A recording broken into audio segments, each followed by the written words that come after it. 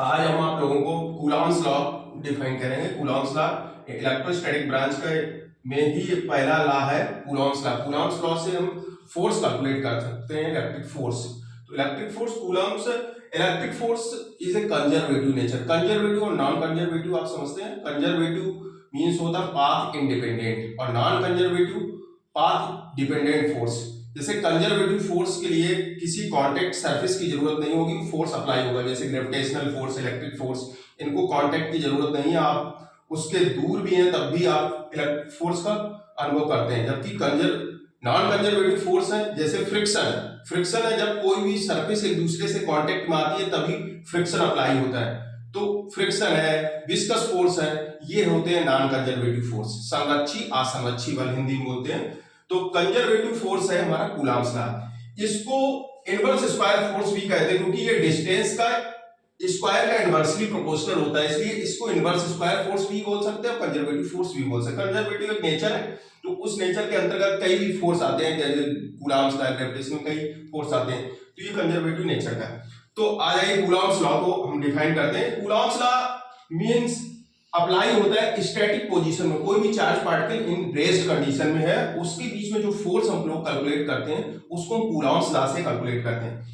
इस first figure पे आ जाएगा, यहां देखिए Q1 Q2 चार्ज पार्टिकल है और उनपे चार्ज कितना है Q1 and Q2, separated by distance, separated distance r distance पे एक दूसरे से रखे हैं, लेकिन इनकी वेलोसिटी क्या है, जीरो। हमने डिफाइन किया है यहाँ पे, इसी ये इलेक्ट्रोस्टैटिक कंडीशन है। ये स्टेशनरी कंडीशन भी इसको कह सकते हैं। इन पे फोर्स अप्लाई हो रहा है Q2 ऑन Q1 F21 और Q1 ऑन Q2 F12।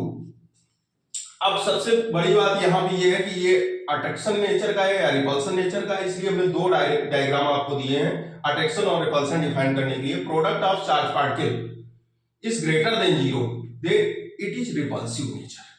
अगर कोई भी दो चार्ज पार्टिकल का प्रोडक्ट ग्रेटर देन जीरो मिले, आप चार्ज पार्टिकल का प्रोडक्ट कर ले और वो ग्रेटर देन जीरो है, तो ये रिपल्सिव नेचर का है। किस नेचर का है, repulsive. Force Q1 and Q2 वही डिस्टेंस, सेम डिस्टेंस है। R पे फोर्स अप्लाई हो रहा है Q1 on Q2, Q2 on Q1, F2 और F1 फोर्स अप्लाई हो रहा है। अब इसमें भी वही करना है कि Q1 Q2 का जो प्रोडक्ट करते हैं वो लेस देन जीरो है, तो ये अट्रैक्टिव नेचर को डिफाइन करता है। It is attraction. इसमें क्या होगा, अट्रैक्शन, क्योंकि ये दूसरे की तरफ क्या कर रहा है, अट्रैक्ट कर रहे हैं, और ये क्या है, रिपल्स कर रहे हैं, एक दूसरे से दूर जा रहे हैं। तो ये प्रोडक्ट ऑफ चार्ज पार्टिकल से अगर लेस देन जीरो है तो अट्रैक्शन है, और ग्रेटर देन जीरो है तो ये रिपल्सन है। कूलॉम्स लॉ पे कूलॉम्स लॉ डिफाइन करता है, ये अट्रैक्टिव और रिपल्सिव बोथ नेचर डिफाइन कर रहा है कूलॉम्स लॉ। जबकि ग्रेविटेशनल लॉ में क्या होता है, वो अट्रैक्शन को डिफाइन करता है। मास बॉडी कोई भी एक निश्चित डिस्टेंस पे तो अट्रैक्शन होता है, उनमें रिपल्सन का कोई रोल नहीं है। तो ग्रेविटेशनल फोर्स अट्रैक्टिव नेचर है, जबकि कूलॉम्स और कूलम्बिक फोर्स है वो हमारा अट्रैक्टिव और रिपल्सिव दोनों नेचर का होता है।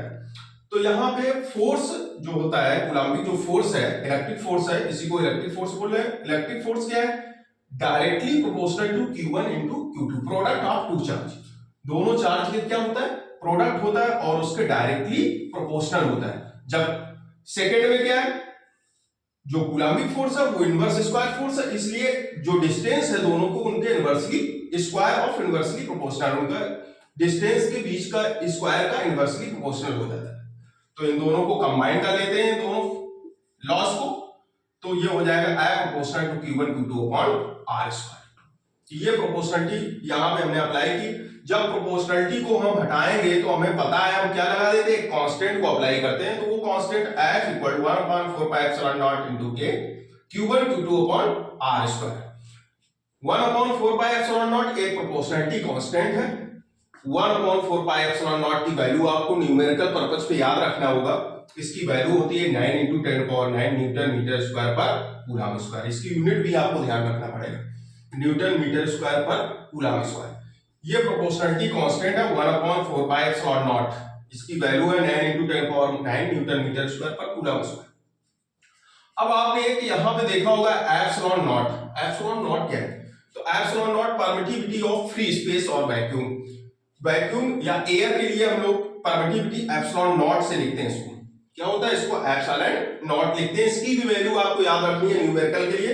इसकी वैल्यू होती है 8.85 × 10⁻12 8.85 into 10 power minus 12 coulomb square पर न्यूटन मीटर स्क्वायर। तो आपके लिए एक काम दिया गया है, आप कमेंट में बताएंगे कि कूलम्ब स्क्वायर पर न्यूटन मीटर स्क्वायर जो इसकी यूनिट है, आपको इसकी डायमेंशन आपको कमेंट बॉक्स में जरूर देना है, इसकी डायमेंशन कैलकुलेट करके कि डायमेंशन इसकी क्या होगी। ये आपका होमवर्क है, एप्सिलॉन नॉट की डायमेंशन आपको कैलकुलेट करके बताना है, क्योंकि एक फर्स्ट लेक्चर में हमने डायमेंशन सबकी डायमेंशन डिफाइन की थी, इसलिए आपको एप्सिलॉन नॉट की डायमेंशन कमेंट बॉक्स में लिखना है। परमिटिविटी इन फ्री स्पेस को आपने समझ लिया कि 8.85 into 10 power minus 12 coulomb square newton metre square ये वैल्यू होती है परमिटिविटी इन फ्री स्पेस की। लेकिन permittivity in medium, free space सब जगह नहीं है और मीडियम भी चेंज होते हैं हर एक जगह के, तो उस जगह पे इस परमिटिविटी का क्या रोल है। तो परमिटिविटी इन मीडियम एप्सिलॉन की जो वैल्यू होती है वो एप्सिलॉन नॉट इनटू के, मींस के इज ए डाइलेक्ट्रिक कांस्टेंट, और डाइलेक्ट्रिक कांस्टेंट और फ्री स्पेस की जो परमिटिविटी है दोनों का प्रोडक्ट को हम बोलते हैं परमिटिविटी इन मीडियम।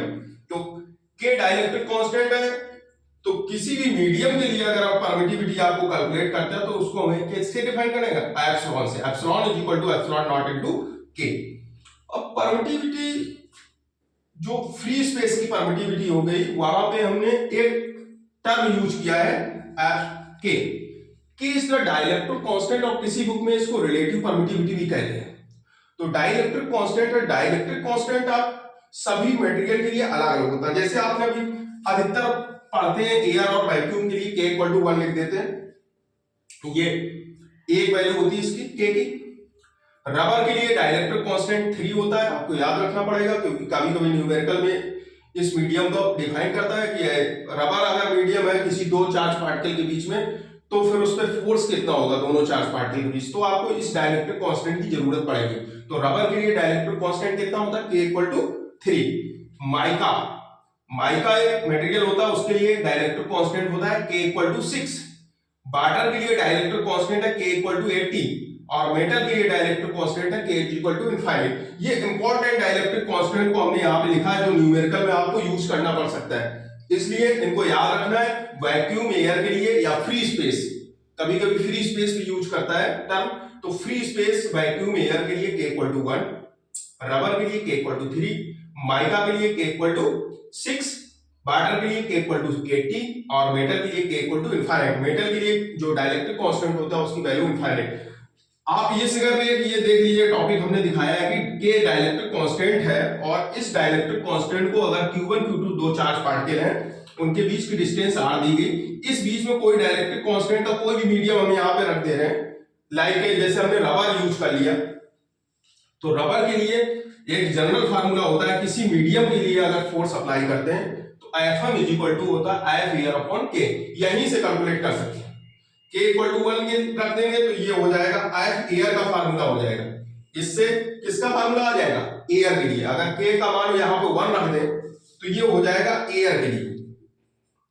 अब इसी ये एयर का फार्मूला हो जाएगा, एयर के लिए फोर्स कोई भी मीडियम दो चार्ज पार्टिकल के बीच में एयर है या वैक्यूम है या फ्री स्पेस है, उसके लिए हो जाएगा F air is equal to 1/4πε0 Q1 Q2 और r²। अगर यही फार्मूला मीडियम के लिए निकालेंगे तो K का मल्टीप्लाई कर लेंगे, एप्सिलॉन नॉट इनटू के रहेगा। अब मीडियम कौन सा होना चाहिए, तो उसके लिए हमने ये फार्मूले दिए हैं। Fm अगर मीडियम हमारा रबर का है तो F एयर के लिए जो फार्मूला निकलता है उसमें 3 से डिवाइड कर लेंगे तो ये आ जाएगा फोर्स।